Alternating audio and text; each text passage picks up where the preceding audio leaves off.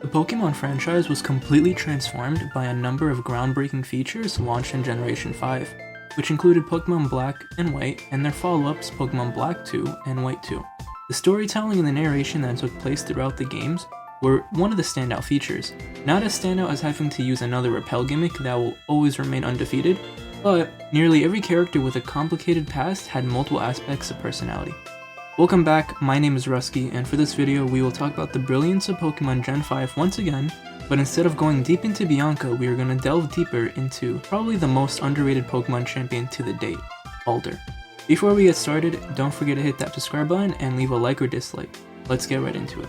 And one more thing, before we get to the video, I just wanted to thank you guys for the recent support as we were halfway to 100 subscribers.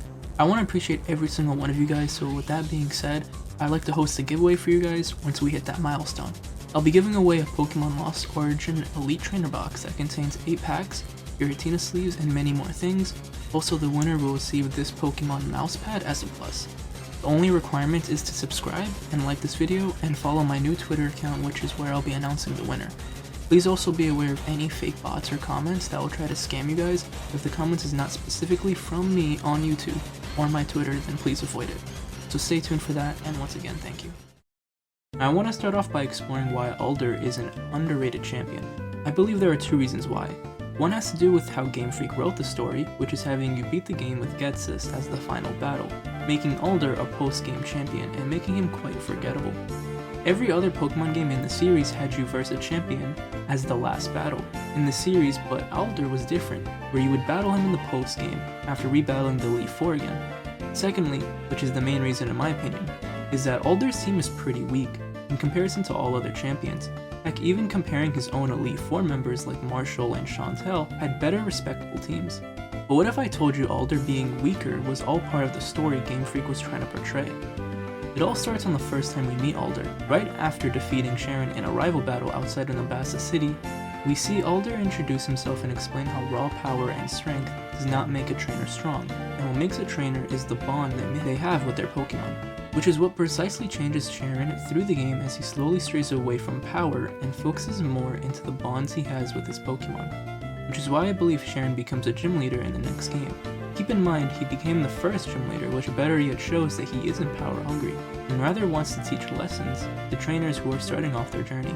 But the reason Alder specifically chose Sharon and the protagonist to explain his thoughts was because Alder saw his younger self in Sharon. He saw power seeking within him, which could have been the reason why Alder suffered a loss with the death of his starter Pokemon, which later was hinted to be a Volcarona. This caused him to wander and search through the region in hopes of finding something to keep his head straight, but in doing so, he was deemed irresponsible as a champion, by the Elite Four especially. A champion who isn't actively serving as a champion or not making the region a better place is no champion. Use Cynthia as an example. She too wandered the region and had numerous encounters with the protagonist all around Sinnoh. However, what set her apart is how she was striving to take down Team Galactic, a form of cancer spreading in her region. She went so far to enter the Distortion World to go after Cyrus, only proving her motivation as a Pokemon trainer and as a champion. Now, Alder did have his fair share of efforts combating Team Plasma, but in my eyes they were not enough. His adventuring around the region was rather selfish, but I can understand his desire as he was essentially lost and wanted to find what life had to store. But when it came to defending his title, his own region, he failed and lost to N. And I may have to add, he lost miserably to N. It's not stated how close their battle was, but we know that N did not even have to use Zekrom or Reshiram depending on the game to defeat him. After his defeat, he stood idle and couldn't help but just watch the protagonist handle the situation, which was defeating N and then Ghetsis. So after all of that, why do I think Alder is underrated? It's because despite his many losses and continuous struggle, he always kept his passion and dedication to Pokemon. Him standing up against N, even by the odds of a legendary Pokemon, defending his beliefs over Team Plasma's, showing that he knows how hurtful severing a bond between a trainer and Pokemon is. He lived through it and knows firsthand. He knew not to strive for power and perfection, as we compare it to someone who did that his whole life. Ghetsis, who went to the lengths beyond comprehension in terms of treating his Pokemon for his main goal of strength. Hydreigon, who's under-leveled and shouldn't have even been able to evolve yet, was forced to evolve anyway due to the harsh nature it was treated. The way I see it, Game Freak was portraying a comparison over Ghetsis and Alder, who are 2 opposite sides of the stick. Ghetsis, who continues to strive for more power and perfection, while Alder learned his lesson that having a bond between two can become more powerful than just raw strength, which is why the protagonist triumphs over Ghetsis and his perfected team. I really love Alder's character because he learned a lot from his losses, and he still continues to lose as Iris dethrones him and claims the champion spot later on in Pokemon Black 2 and White 2. But again, Alder doesn't quit his passion.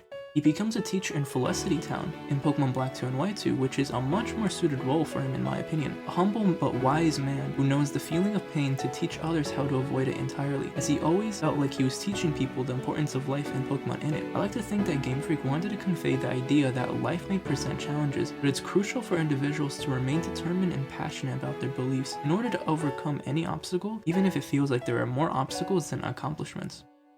So in the end, Alder may not be respected as a strong champion, but we can for sure respect his character development. With that being said, it's time to wrap up this video, and I hope you guys enjoyed watching this, as I always have fun expanding on the lore and lessons that Game Freak was trying to teach us.